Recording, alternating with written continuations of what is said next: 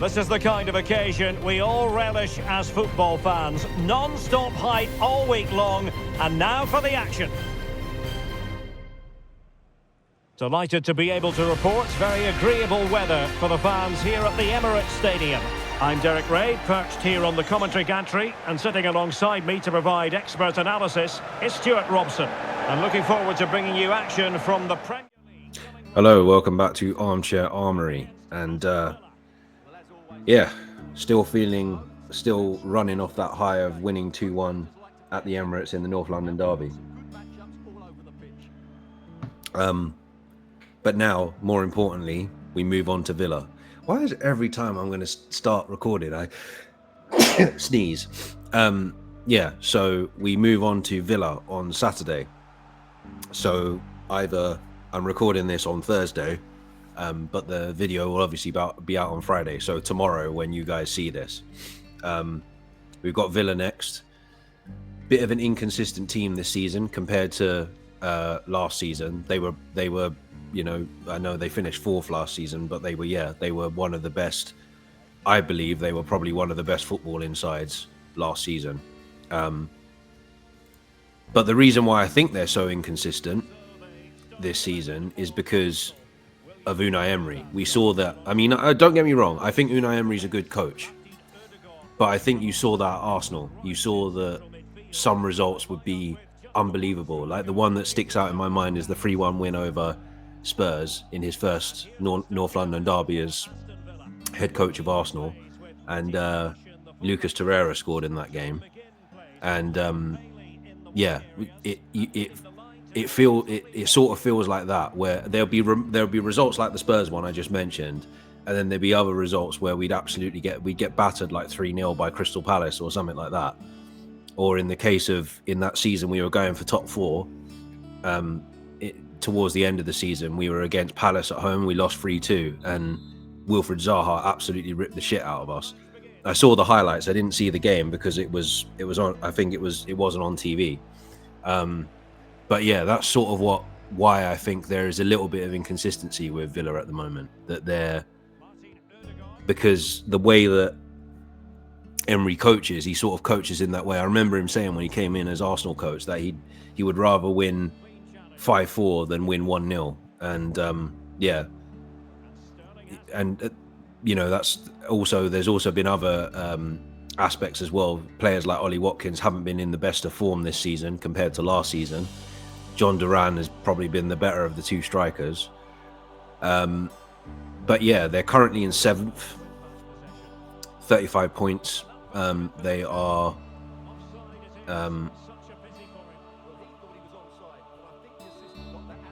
9 points behind us, I think. And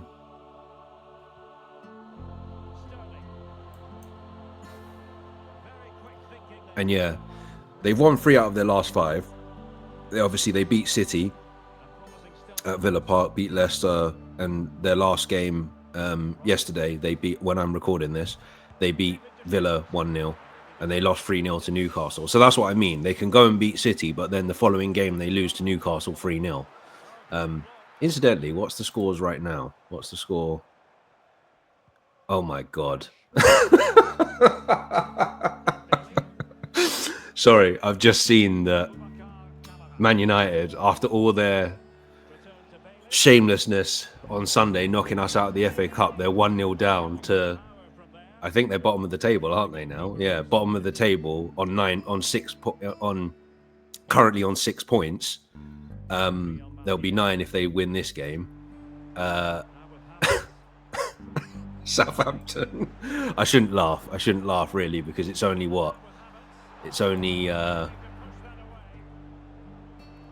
just into the second half, I think, from what I can see. Yeah, it's just into the second half. Half time. It's half time. So there's obviously so much more to play for. But yeah, that's insane. That's actually mad. Ipswich 1-0 down to Brighton, I see. But yeah, going back to the game on Saturday, yeah, we have to build on the good performance against Spurs, because we've got an opportunity here. If and I don't think it's going to happen, but if Liverpool do drop points against Brentford at the G-Tech on, I think it's at the G-Tech.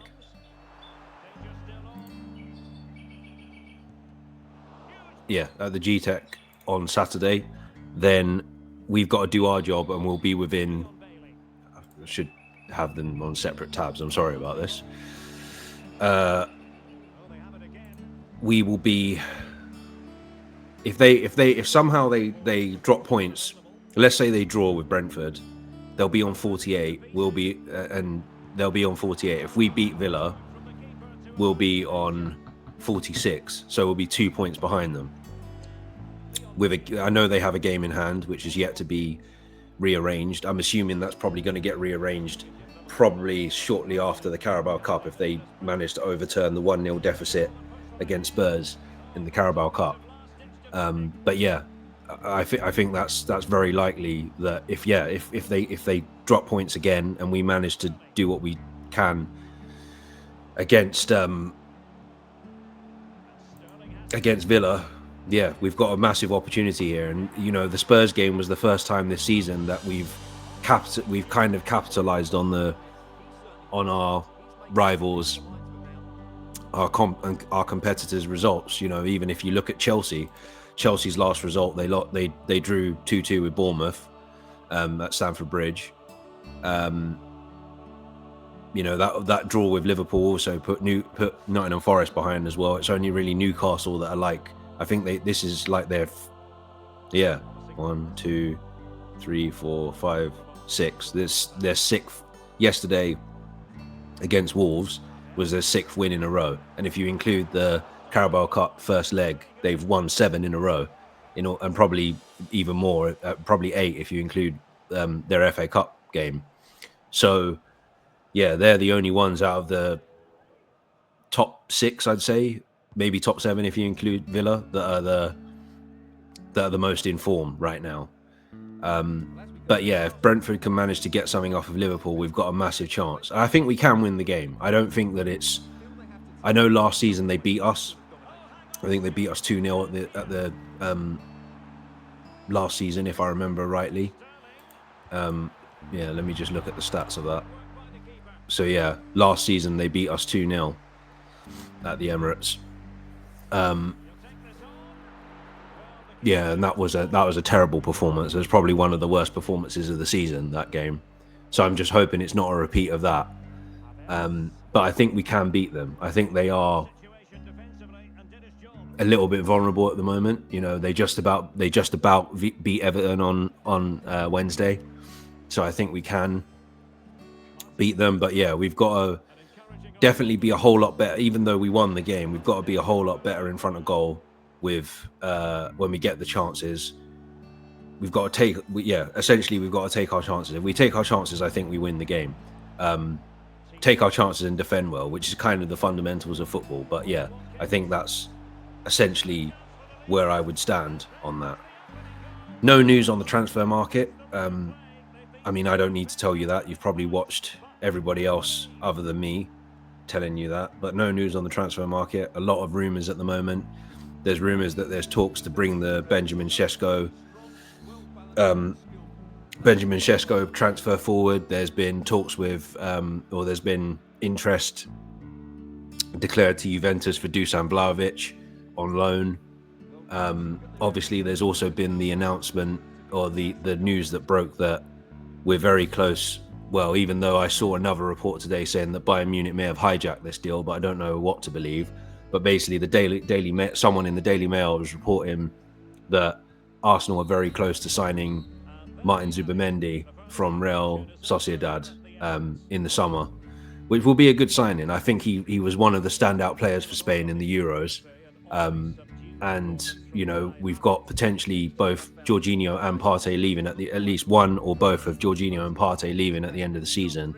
So I think if we can get him in, if this is all true, that is a good signing. That is a good replacement. I think he's a good age as well. But yeah, at the moment, no news. I think I was very encouraged to hear what Arteta said after the game against Spurs, that because of the injuries to Saka and Gabriel Jesus, we are looking for replacements. We are looking for something to bolster the squad, and hopefully we do manage to do that.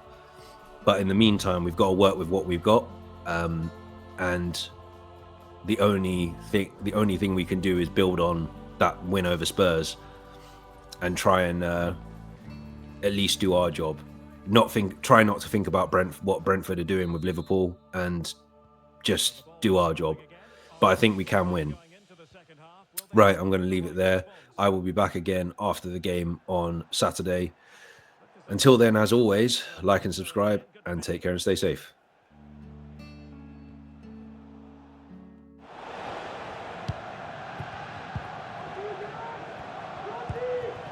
Havertz.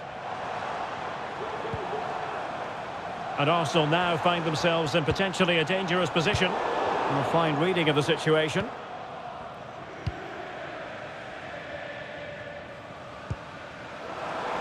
Arsenal could threaten from this position.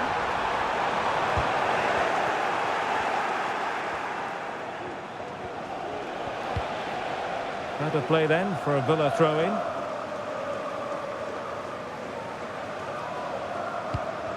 John McGinn. Lucadinha. And here is Mings. Bailey. Determined defending. Pressing like that will help the cause. Is it going to be? Oh, could be. Oh, that's a fine save.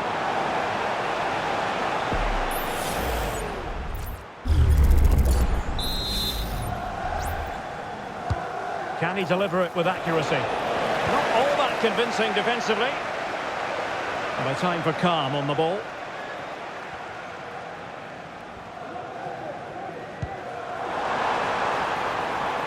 And the emphasis is on creativity.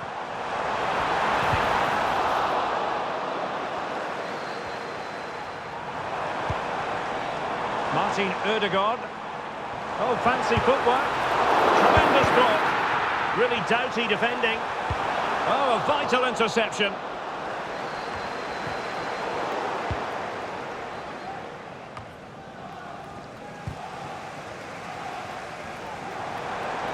And goes for goal! And the keeper making sure that was pushed well away from danger. Well, Arsenal are playing well and creating chances. Just look at those stats. But it counts for nothing unless they are more clinical with their finishing. Well, they need the ball once more. They know that full well. An alert intervention.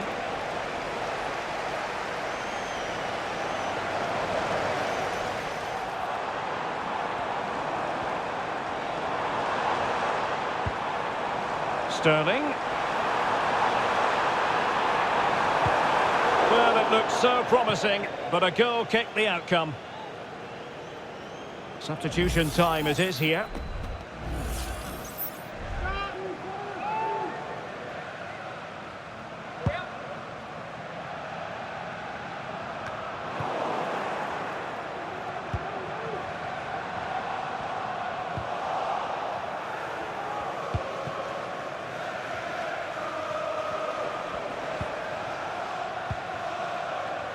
Ollie Watkins. Now, counter-attacking possibilities here. Well, unfortunately, it fizzled out in the end.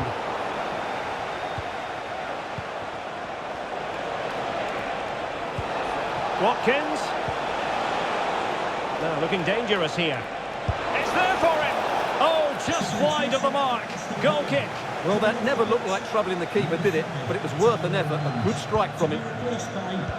Number 3, Diego Carlos. William Saliba. Thomas Partey. Arsenal unable to retain possession.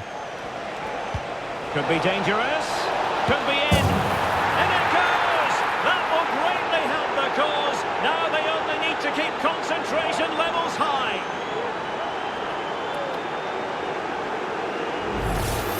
Well, we can take another look now. It's great interplay between the two of them to start the move off. And his movement's so clever. Once he gets onto it, there's only one thought in his head. Smash it as hard as possible. What a good goal. Gabriel Martinelli. Substitution. And Villa with the ball again. Coming off the pitch. Number 5, Thomas Partey. Coming onto the pitch, number 20, Jorginho. That's a good-looking ball. Oh, great defending. Surely!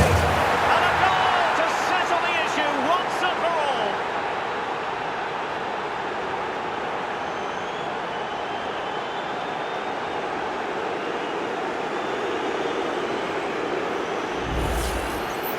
Well, here you can see what a good goal this is.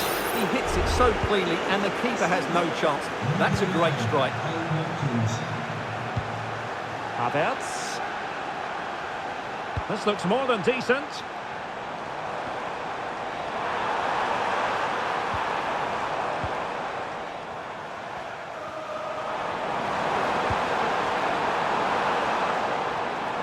And it might appeal to Raheem Sterling, you know. Well, they couldn't take advantage of the opportunity. Body on the line.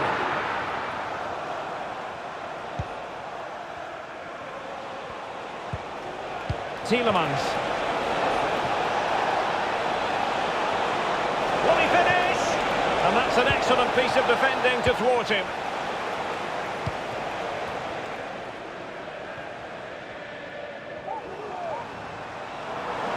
Getting forward. Ødegaard.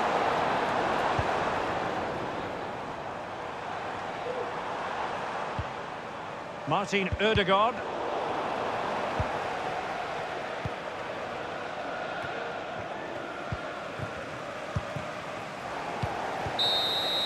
The final whistle and the Gunners go down. They've lost this game. No points picked up. What did you think of it?